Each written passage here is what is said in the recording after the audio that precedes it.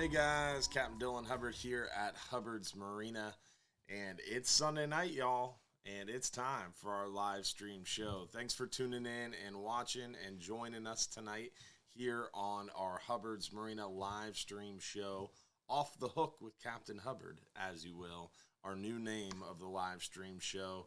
This show is brought to you by our friends over at Gator Jim's Tackle, 3301 Pinellas Point Drive, South in St. Pete.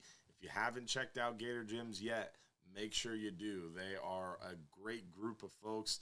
They really do a lot for us here at Hubbard's Marina, so make sure you thank them by stopping by Gator Gyms. Tell them Hubbard's Marina sent you.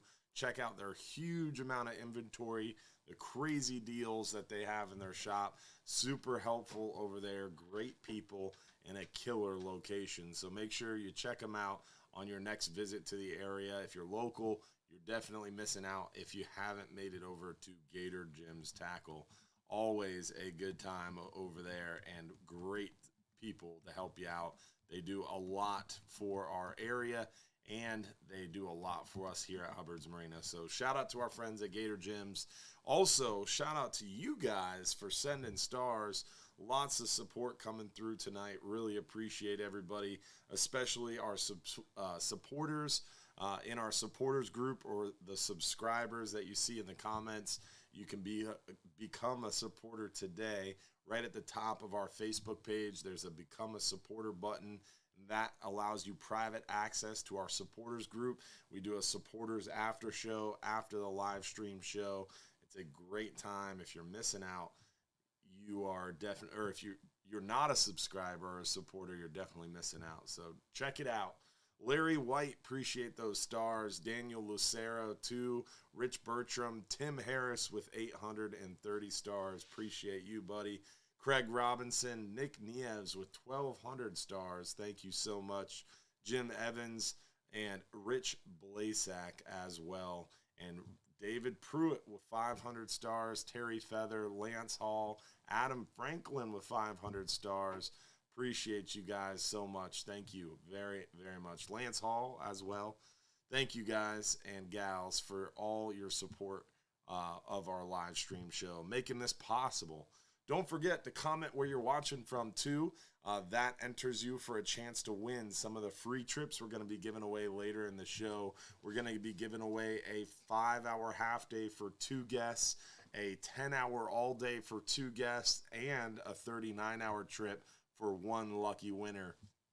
Over $800 in free fishing trips every single Sunday night right here during the live stream show.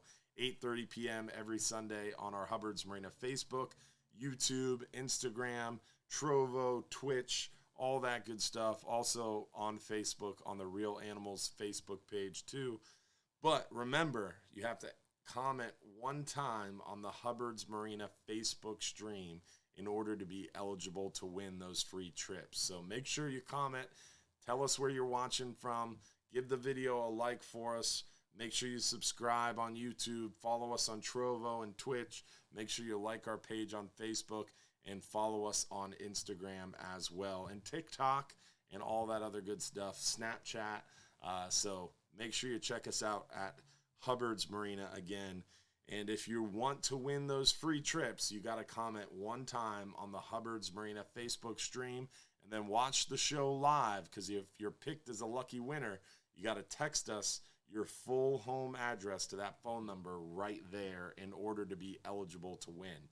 So you got to comment once and then watch the whole show live and text us at that phone number if you are picked as one of those lucky winners. With that, we're going to get right into the photos here. We always do our inshore photos first, work our way near shore and offshore, talk a little bit about the weather. We have a check-in call with our buddy, Capt. Mike Anderson of the Real Animals. And then we're going to have a check-in call tonight with Rob Kruger, Captain Rob of Hubbard's Marina, who has launched a new company. And we're going to share more with you when Captain Rob calls. And then hopefully Captain Brian is going to also call in later in the show, give us a 39-hour update. We'll see. We'll see on that. He's been working a lot, so I don't know. But definitely going to hear from Capt Mike and also Captain Rob. With that, let's get into our inshore photos and show you guys what we've been catching inshore. So lately we've been seeing a lot of the snook lately. The snook fishing is hot around the Bay Area right now, especially in our passes at night around bridge lights, dock lights. John's Pass snook fishing is in full swing, baby, and they are choked in the morning. Hopefully, I'll get out of here at a respectful hour because tomorrow morning the Florida fisherman's going to be gone, and I want to get down there and throw some shrimp at some of these big honking snook. I hooked one of these guys that size the other morning, and it gave me the business. And then the next morning I came back and caught one a little smaller that I was able to land, but I want to go back and get some big ones. This guy, John Sasser, he is the snook whisperer. He's out there every morning, and he's traveling anywhere from Venice all the way to north of Clearwater, but mostly fishing John's Pass and catching a ton of these snook in the passes right now. The snook bite is thick. Also, inside the pass in some of our local bridges, a lot of the snook action is still going on really well. Even in the bay, we're seeing a lot of snook around the grass flats, dock lights. A lot of good areas to find these snook right now. Also, tarpon. Tarpon are thick in the Tampa Bay area right now. At night, you can find tarpon around bridge lights, dock lights. During the day, a lot of these kind of micro tarpon or juvenile tarpon in the backwaters. This one was in a local pass. This one is Angelo Rivero. He caught this one from a kayak at a local pass. Big redfish lately around grass flats, mangrove shorelines, oyster bars, following those schools of mullet, working those mangrove shorelines at higher tides, looking for those crustaceans. So good time to go inshore fishing, especially the start of this week, especially tomorrow, I would say. We're right on the front side of a full moon. Barometers moving around, got a lot of moving water. Good time to go inshore fishing and try to capitalize on that bite right now. So great time inshore. Now we've shown you our inshore photos. We're going to work our way offshore, show you guys what we've been catching offshore. And it's red snapper season. Everybody and their brother and sister and grandmother want to go fishing right now for those red snapper. And we are getting a lot of time on the water, which means a lot of photos for you. Big red grouper have been biting really well for us. Dead bait has been real productive on the red grouper, gag grouper, and red snapper too. And we're seeing some fat red groupers for sure. Blackfin tuna, the most recent trip, caught some really nice blackfin tuna on the troll, the Rapala X-Rap, Magnums 20s, Magnum 30s and 40s, were a hot bait trolling for those tuna. Mutton snapper got this big old mutton surprise on a recent 12-hour extreme there with Captain Joe. Beautiful mutton snapper. We don't see a ton of them in our area, but when we do, they're generally pretty good size like that one there. Some big mangroves. The mangrove bite has been solid offshore. Seeing some big fat mangroves and some nice scamp grouper mixed in on those long-range adventures. The gag bite has been solid out there in deeper water too. When we're targeting those red snapper, we're seeing a lot of these big gags. D Beers, appreciate that stars, man. I appreciate it a lot. Thank you so much, D, for sending them. Glad you and Mike were able to join us. Nice big gag there from our friend Mac Nolan. Big gag grouper. Live bait has been working, but dead bait has been real good. A solid dead bait bite for the gag grouper lately. Whole squid, baby octopus, threadfin with a squid chunk has been working well. And then also the butterflied bigger baits that we get offshore have been working really well for the gags too. Some live bait action, but mostly a dead bait bite right now for those gag grouper. And we're catching a lot of them. Some solid scamp, one of my favorite eating fish. And we see a lot of the scamp on the smaller to medium pinfish, thread fin, cut thread fin, also squid chunks, and the slow pitch or even hammer diamond jigs are great ways to target those scamp grouper.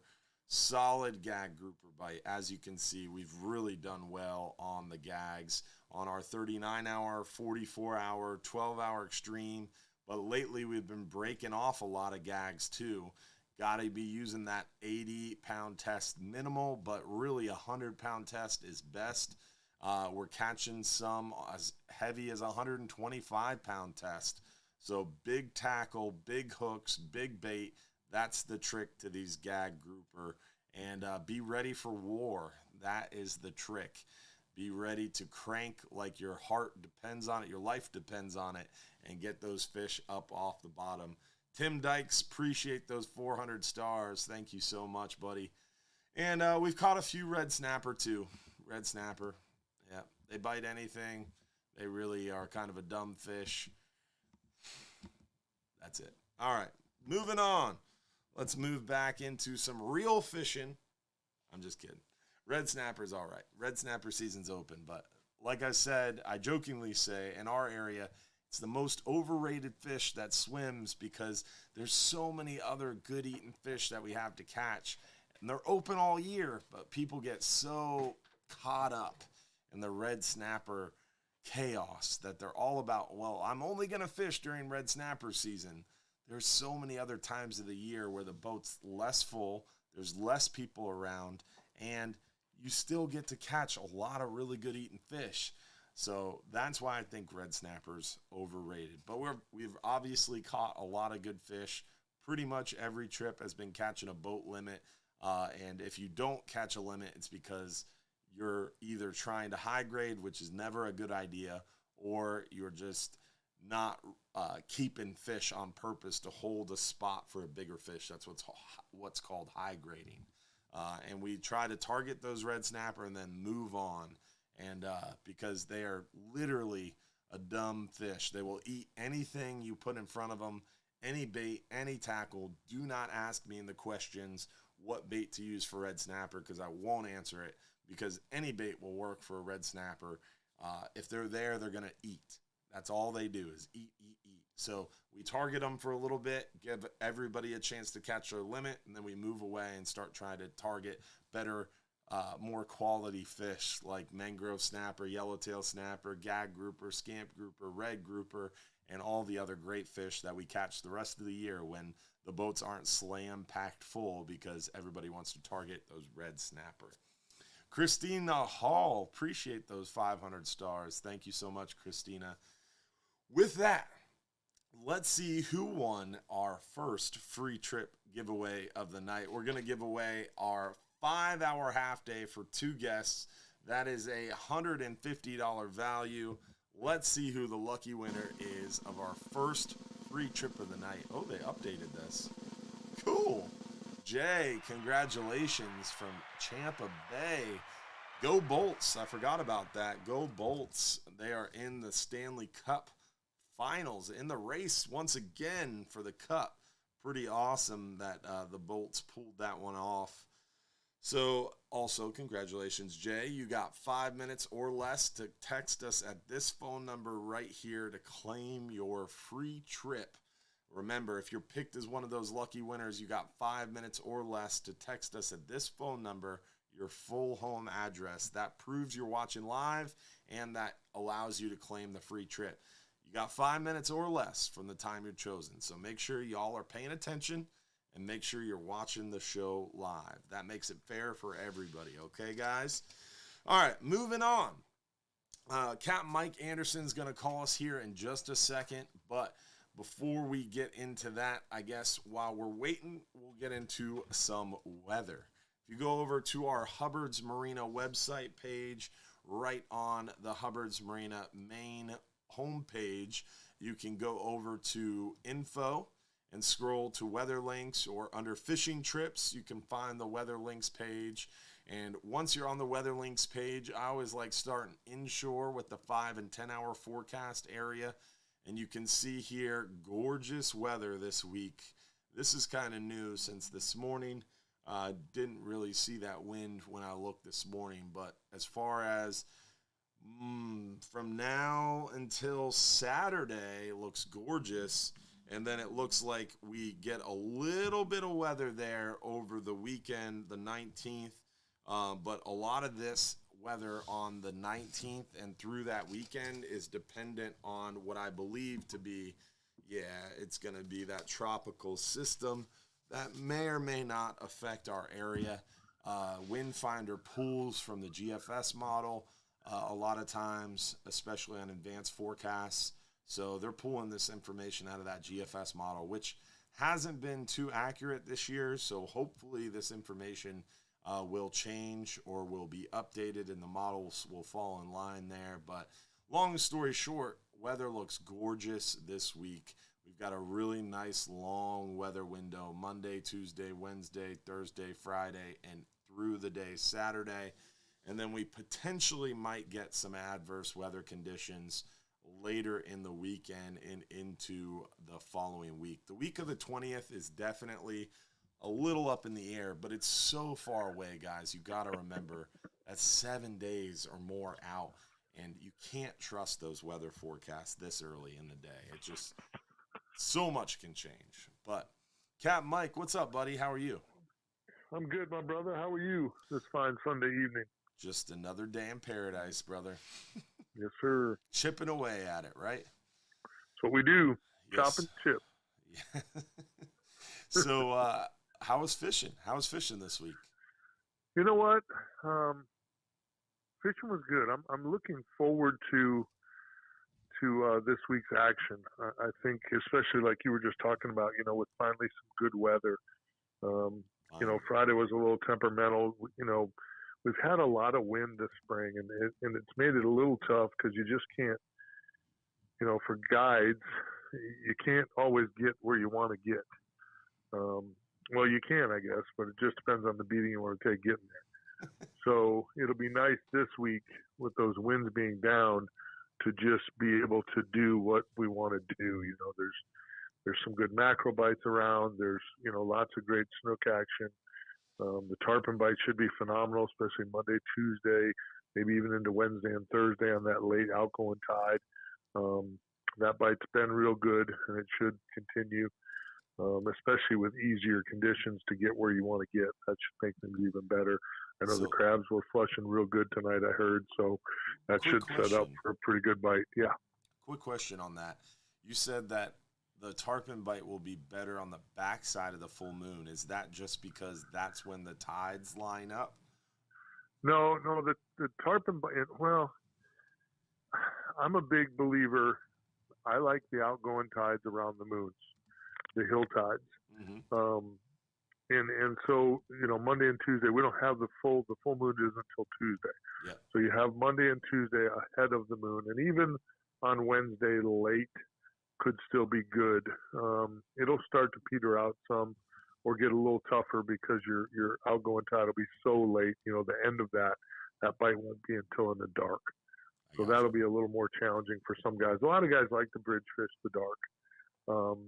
I personally do not. I think you lose a lot of that.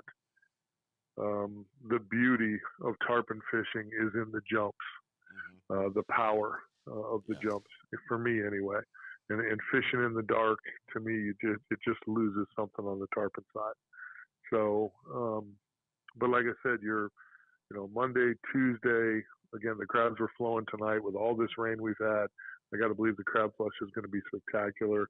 I got good reports tonight that the crabs flowed really good, and if that continues tomorrow and Tuesday, should be really, really good on the afternoon tarpon bite.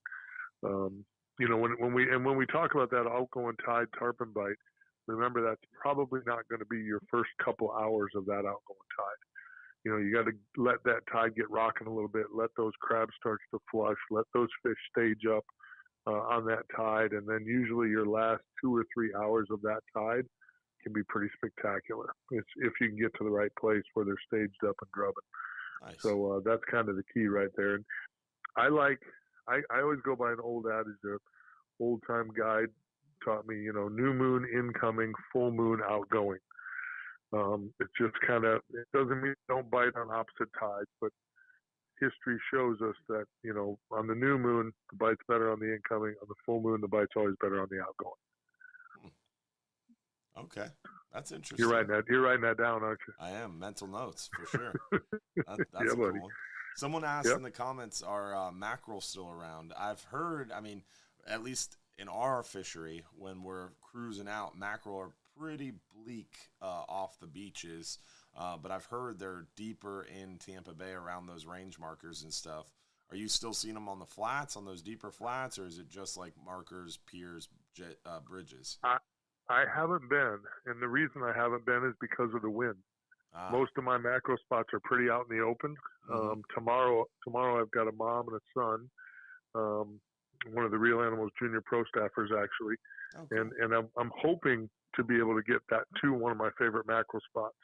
What happens this time of year too is, and it's even a little later yet in the summer, but we start to see a lot of small sharks, bluefish, a lot of speckled trout on some of the deeper grass flats.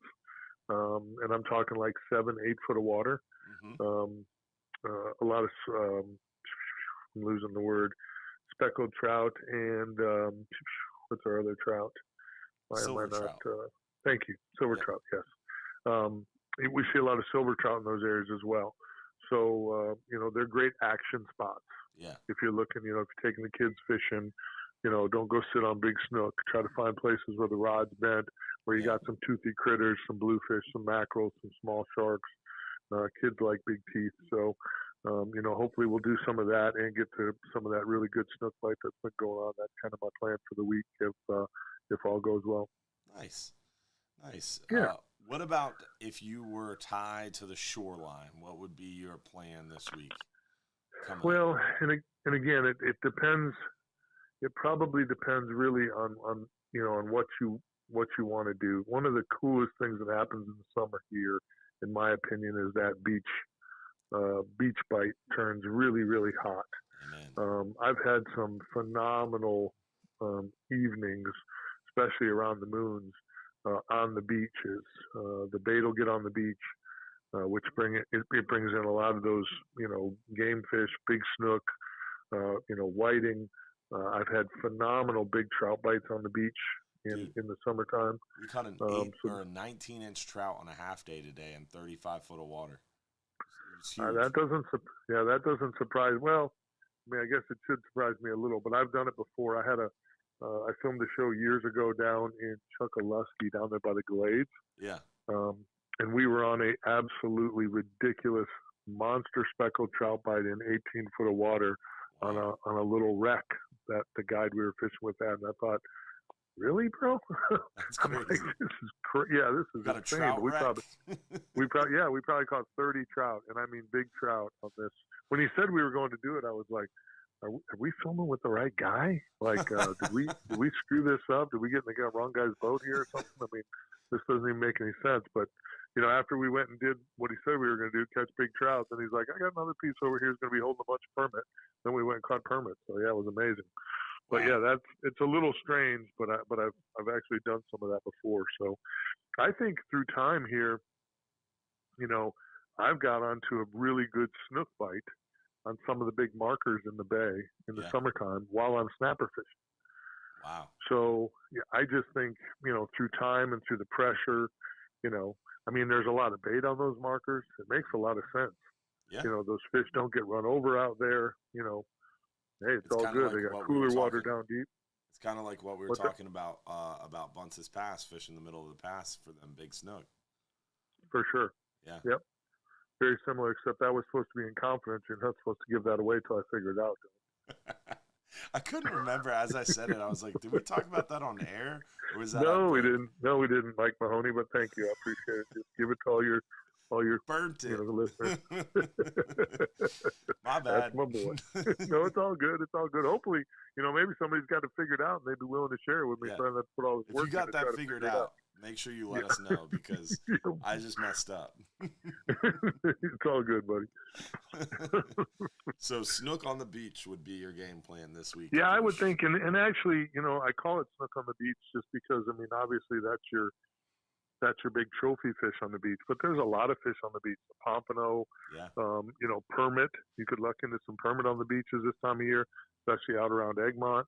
There's a lot of opportunity on the beach. Big whiting, trout, and you just never know what you're going to get fishing those troughs right off the beach. So, especially, and I think the key is, make sure you're finding beaches that are holding some bait.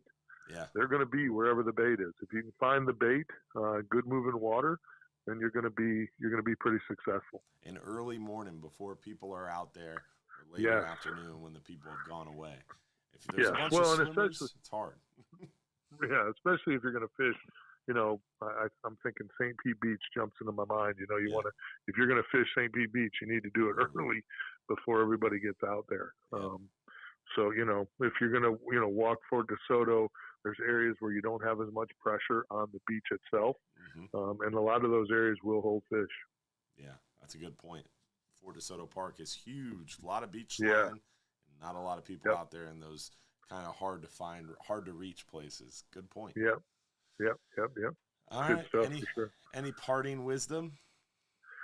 No, just enjoy it. Like you were saying, it looks like, good Lord willing, the weatherman's spot on for this week, and this weather pattern will hold, and we'll get a good week of fishing here.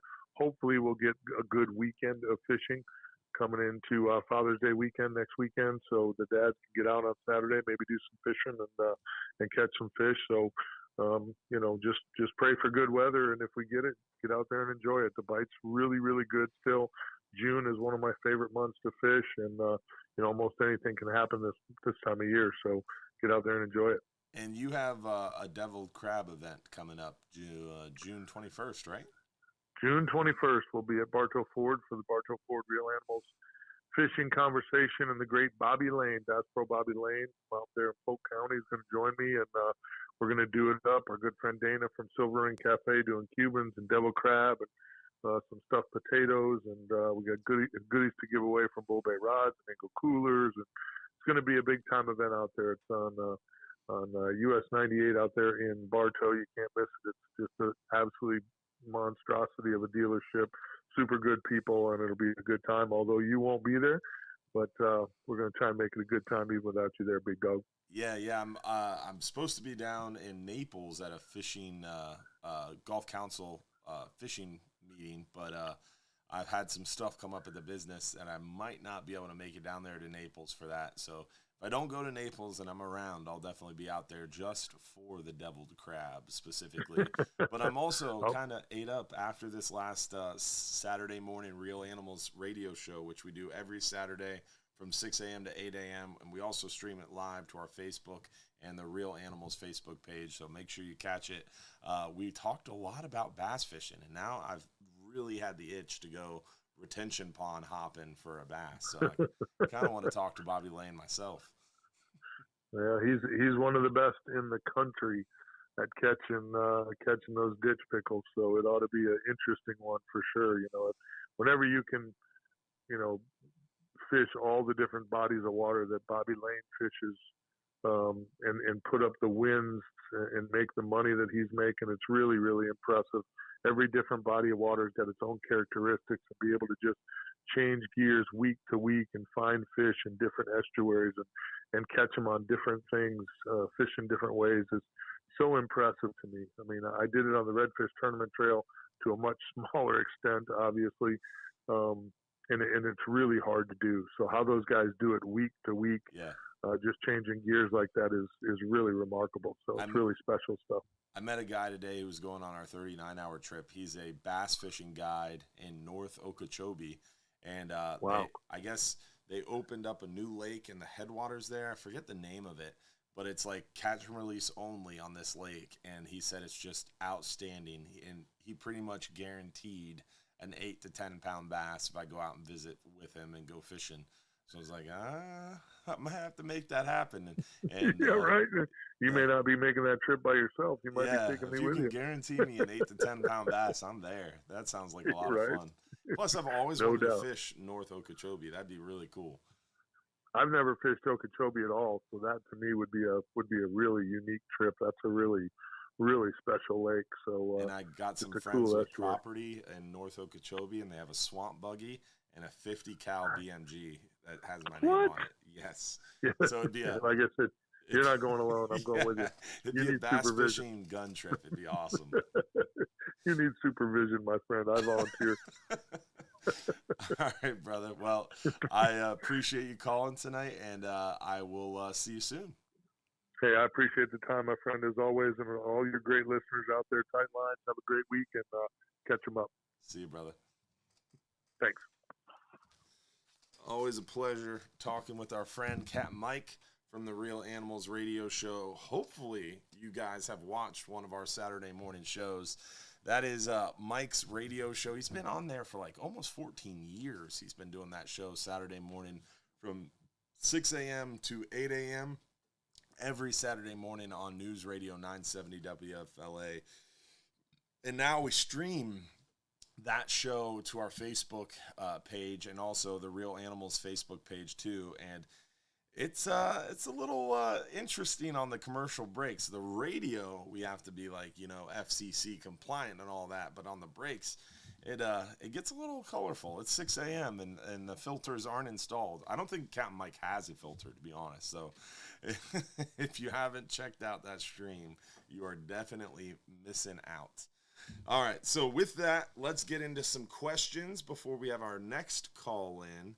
Our next call in will be from Captain Rob, talking a little bit about our new Hubbard's Marina line of rigs from his brand new company. And not only our Hubbard's Marina jigs, but also our Hubbard's Marina venting tools. We got a whole line of our own venting tools now. It's pretty cool stuff for sure. Also, want to make sure you guys know that we have tons of availability coming up on that 12-hour extreme trip and 39-hour trip later July, early August. A lot of people are like, oh, you're sold out for the 12-hour extreme trip all the way through the season. That's not true. We have tons of availability later July, mid to late July, and all the way through August. Remember, red snapper season ends August 18th, end of day. So tons of information, or tons of options, tons of days left available to book those red snapper trips. All right, first question. Can I use an electric reel on our 39-hour trip? I'm older and I don't have the best time hand cranking.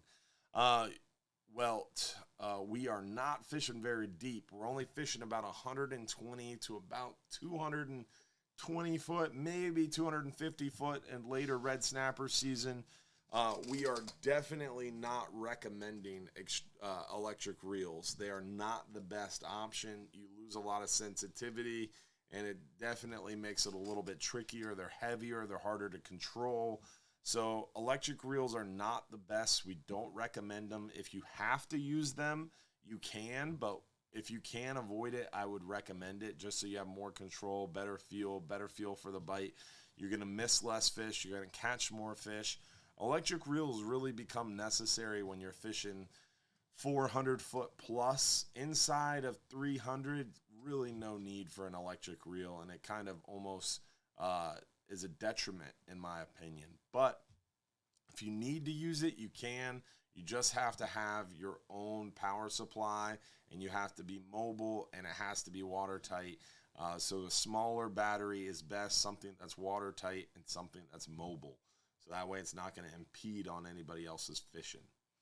What's your favorite bait to use for nighttime snapper fishing? I will assume you mean mangrove snapper, because earlier in the show I told you I'm not answering any red snapper bait questions because they bite everything and they're super dumb. So mangrove snapper are super smart. They are very leader shy, and it takes a really good experienced angler who knows what they're doing to catch mangrove snapper. Whereas red snapper, if you're in a spot with red snapper and you drop down a bait, you got a shot.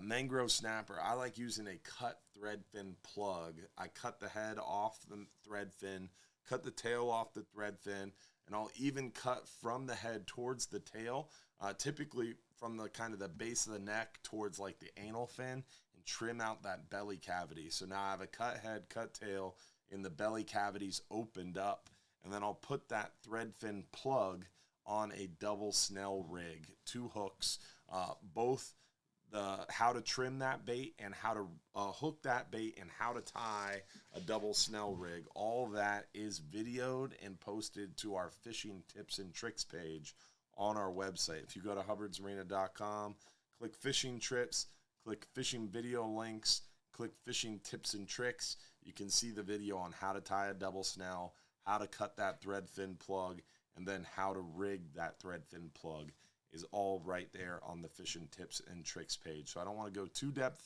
in depth in that, but definitely always going to be my best bait for mangrove snapper at night. Cut thread fin plug on a double snell rig using a sliding egg sinker, a swivel, and a 4 to 5 foot leader.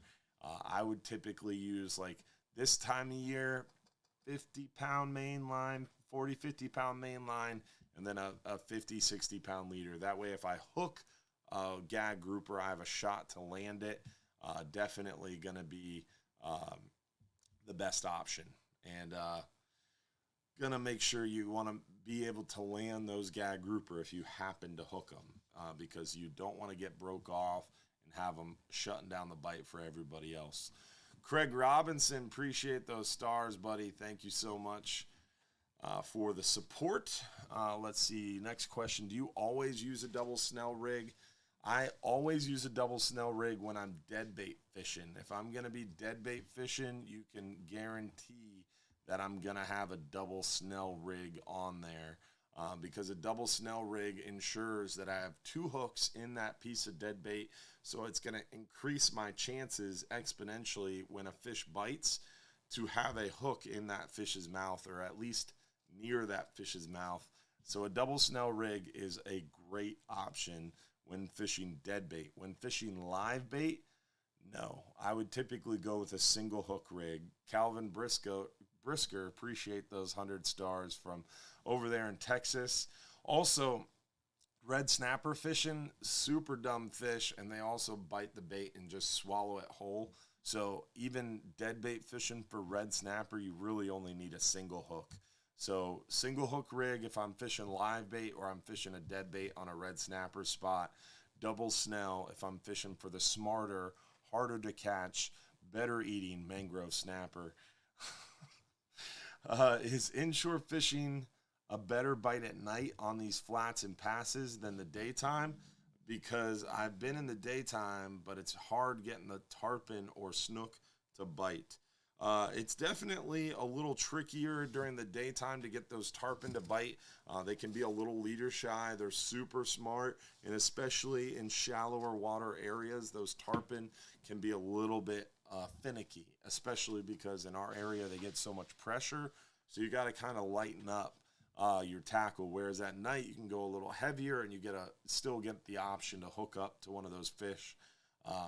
But it's 6 to 1, half a dozen of another. At night, some people really enjoy tarpon fishing, and I think at night it can be a little easier to hook up to them, especially around bridge lights. When the bait gets real thick around the bridges, the tarpon are there and they're feeding actively. You float a ladyfish out there in the Johns Pass bridge light, you're going to hook a tarpon.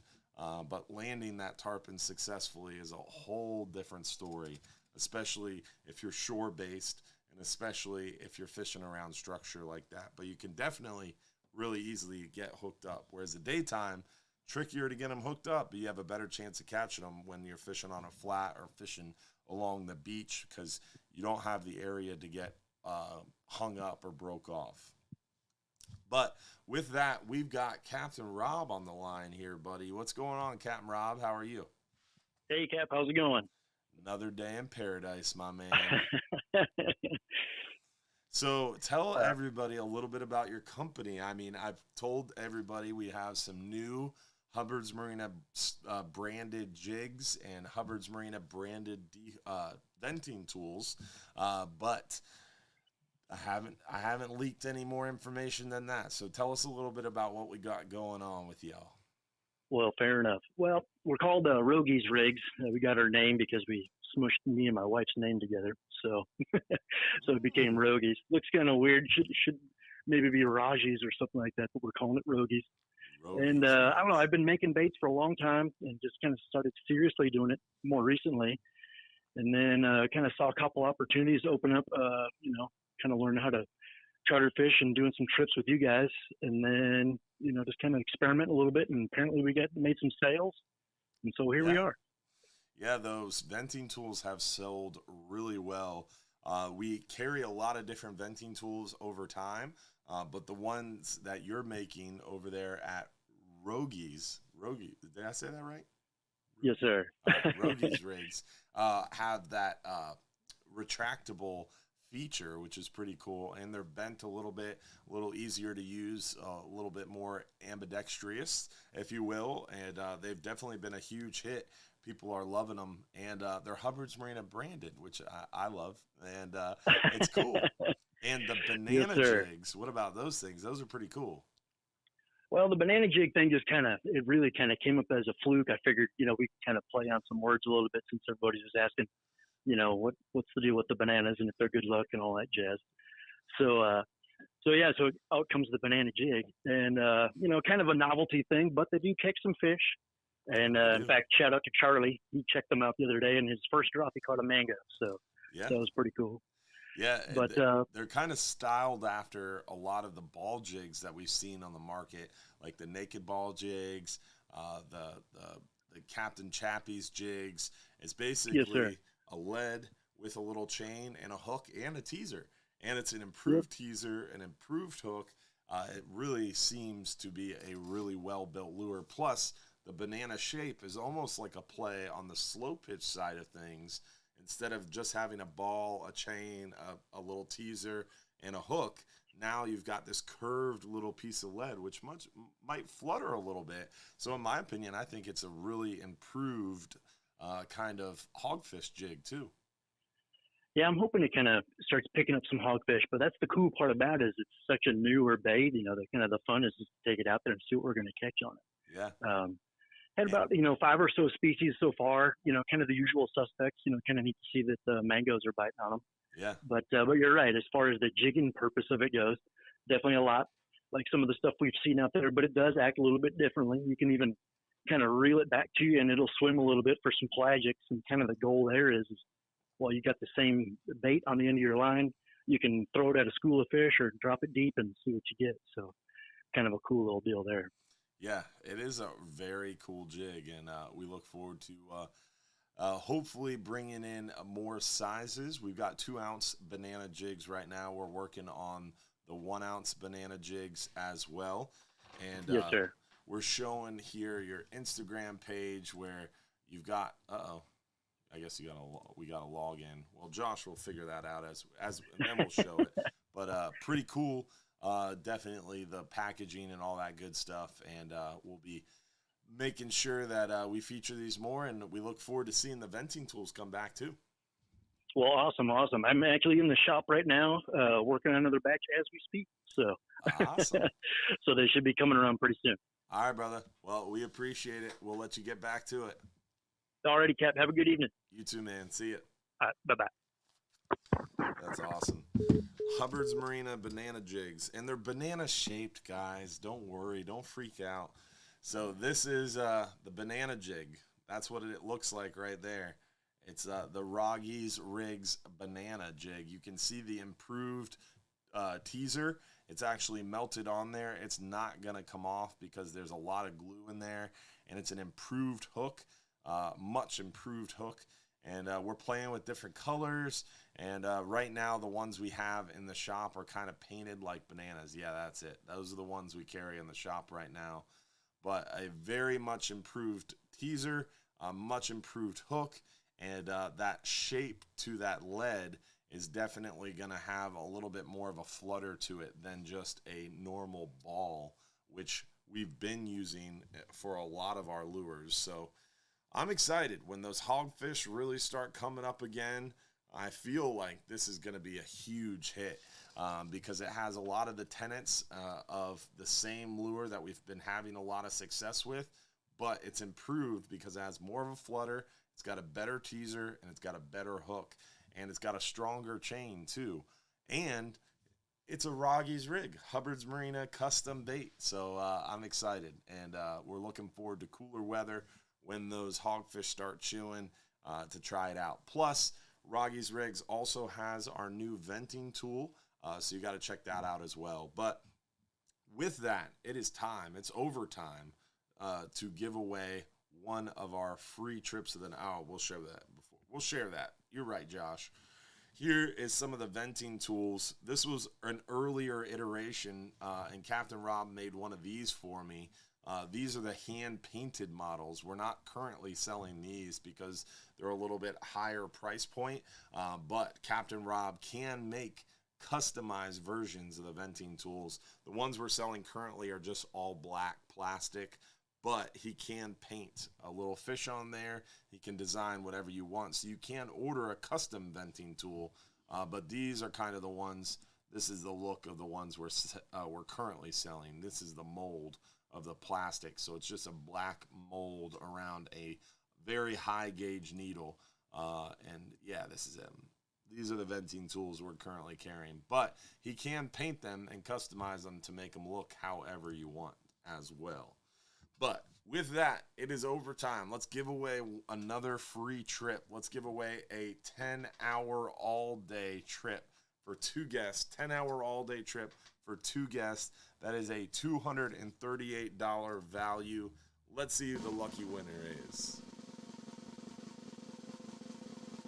Randy Hunter. Congratulations, Randy Hunter.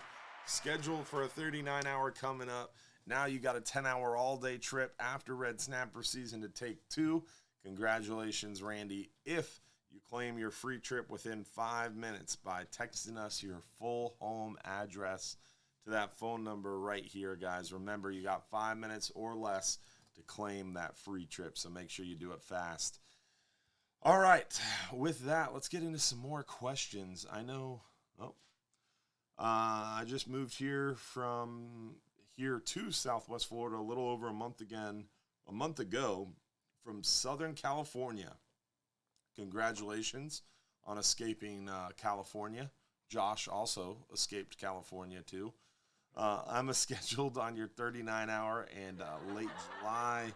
It'll be my first trip on a boat here. I brought all my West Coast style gear, including a bunch of 2 speeds up to 130. What do I need as far as terminal tackle and what kind of weights? So on a 39-hour trip in later July, it's July 12th, so later July, you might be around that new moon off the top of my head. I don't know.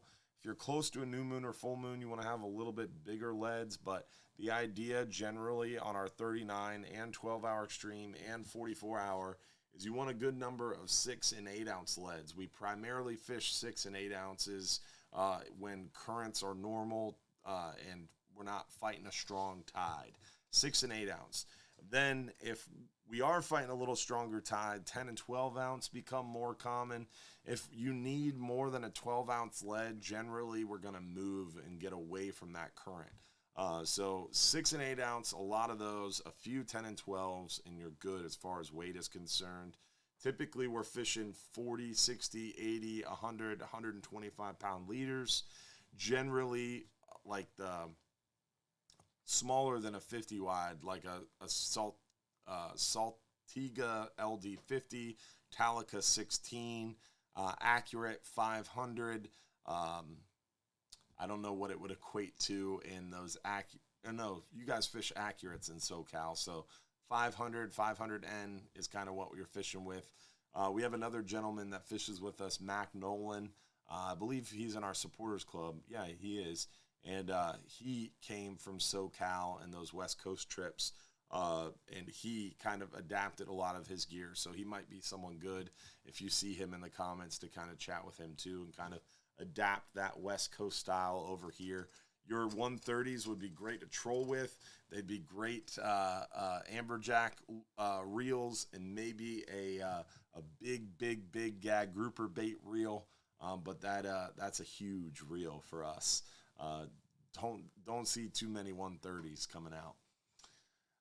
Let's see, what other questions do we have here? Is slow pitch jigging allowed on a 39-hour trip? Yes, as long as it's not causing issues to people around you, you're more than welcome to jig or fish however you want, really. You're only allowed one rod fishing at a time, and you got to be actively monitoring your rod. If it's not affecting people around you, you can do whatever your heart desires. However, we always recommend, if you're doing something unique like flatlining, knocker rigging, slow pitch jig fishing, if you're new to the boat, you don't know how the trips work, it's always a good idea to kind of chat with the crew ahead of time. It's not a good idea to slow pitch jig fish in the middle of the stern of the vessel or the middle of the side of the vessel. It's a good idea to kind of get up towards the bow, get away from people. So if you want to slow pitch jig fish, I would recommend booking a spot towards the bow. Just in general, I recommend booking a spot towards the bow. That's where I like to fish. It gives you more room, more area. Christina Hall, appreciate those stars. Willie Solowski as well, appreciate your stars. Christina with 560. Again, thank you so much, Christina. Let's see, what other questions do we have? What's the latest on the Save John's Pass thing? We actually just recorded right before our live show a Save John's Pass update. Recently, money has been allocated. $1.55 million was allocated towards dredging John's Pass. We are going to do an update on our SaveJohnsPass.com website here, probably Monday. Tomorrow morning, so stay tuned. We'll have a video uploaded very shortly, kind of giving you a full brief on the Save the John's Pass effort. But long story short, we've made huge strides. We're in the best place we could be compared to where we have been, for sure. So huge news, huge positive news on Save John's Pass. Now, is a 5-hour trip worth my time, or am I better off booking a longer trip? Great question, to be honest. The 5-hour trip, I personally love the 5-hour trip when I'm going out there with lighter tackle and I just want to just go relax, maybe have fun with someone who doesn't fish as much. Maybe I've got my kid with me. Maybe I'm going fishing with my wife, who's not that great of a fisherman. Just kidding. I saw her in the comments, so I had to take a jab while I got it, guys. I am wearing her hat. She claims this is her hat, but I bought this hat. I brought this hat home. It's my hat. She took it out of my closet one day because she wanted to wear a hat. So I was like, here, honey, take my hat. And now she's wearing it all the time, and she's gotten a few compliments. So I was looking for a hat this morning. I took my hat back, but now it's her hat. This is an ongoing fight, but don't worry. I'm going to get you another hat tomorrow, honey. I love you. And she is a great fisherman. Every time I take her fishing, she outfishes me. So that's why I don't fish with her anymore. But a 5-hour trip is a good time, and it's definitely a fun in the sun experience for the whole family. But if you're an experienced angler, it's a waste of time. If you want to go out there and you want to catch you want to have a shot at catching a lot of fish, catching big fish, the 5 hours is kind of a waste of time. It's a family fun, first-time angler, beginning angler trip. If you're an experienced angler, it's fun to just go out there and relax, use super light tackle, drink a few beers, and have a good time with friends.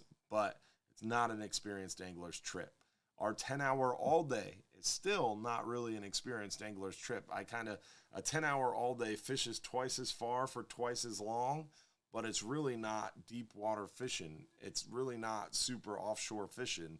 Our 5-hour half day is a near shore, shallow water trip. Our 10-hour all-day is a little bit of a step up, a little bit further. Fishes twice as long for twice as much time, twice as far, but you're still not really in that blue water. So it's kind of an intermediate angler trip. And then longer range trips, like our 12-hour extreme trip, 39-hour trip, 44-hour trip, those are experienced angler trips. 12-hour night snapper trip, experienced angler trips. When you're fishing beyond 100 foot of water, those are more experienced angler trips. And So to answer your question, I think a 5-hour half day is not a waste of time, but it depends on your attitude and where you're coming from. If you're going fishing with your kids, your friend that's not as experienced, or you just want to get out there and have a good time and you don't have time to book a longer range trip, it's a good time on the water.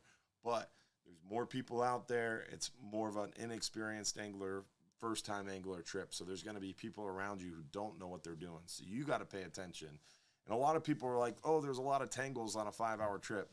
I've fished tons of 5-hour trips and I've never been tangled.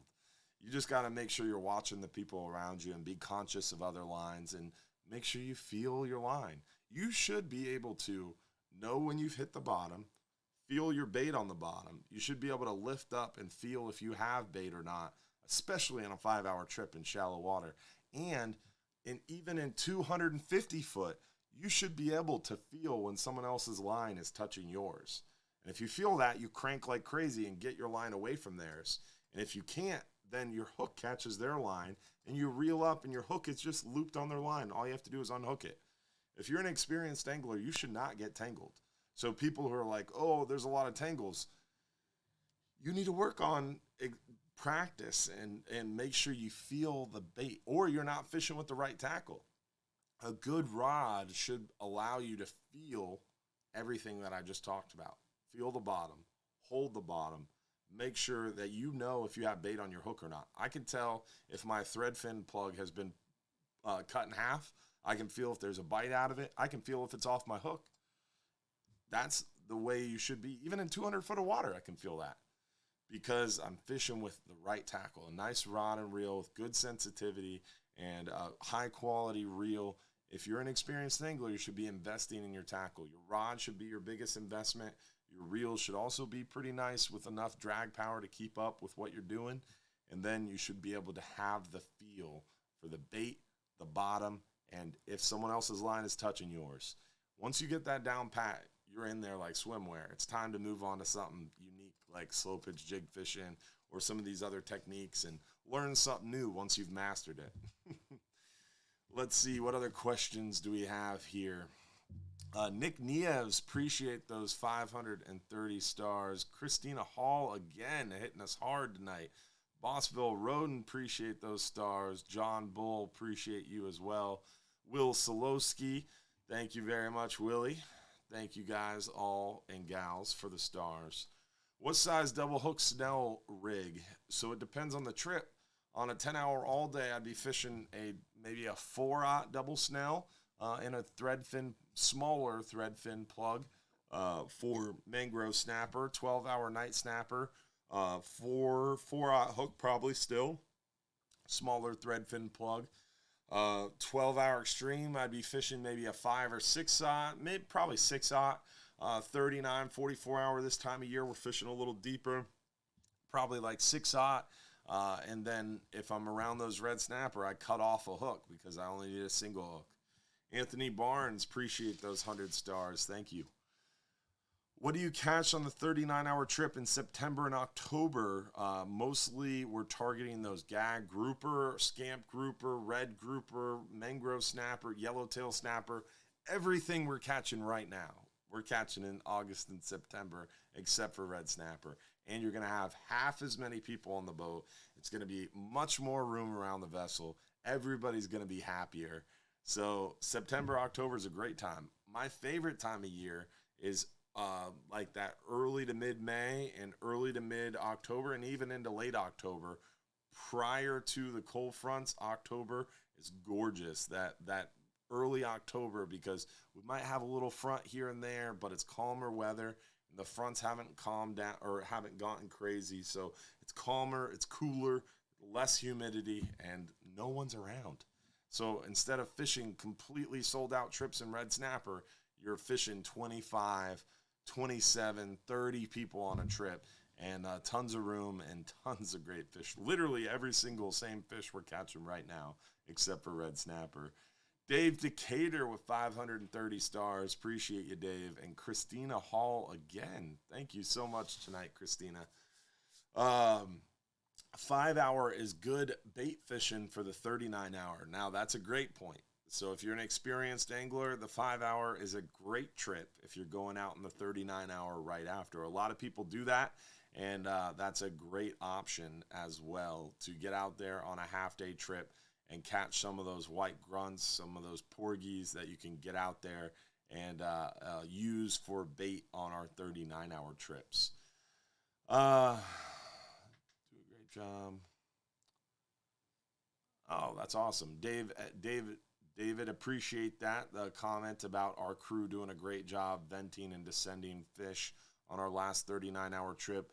I am currently the chair of the Gulf of Mexico Fishery Management Council's Outreach and Education Committee, and I also am the chair of the Data Collection Committee, and I sit on the Reef Fish Advisory Panel Committee. I'm the president of the Florida Guides Association, and I'm a board member of the Charter Fishermen's Association, which is a Gulf-wide federally permit association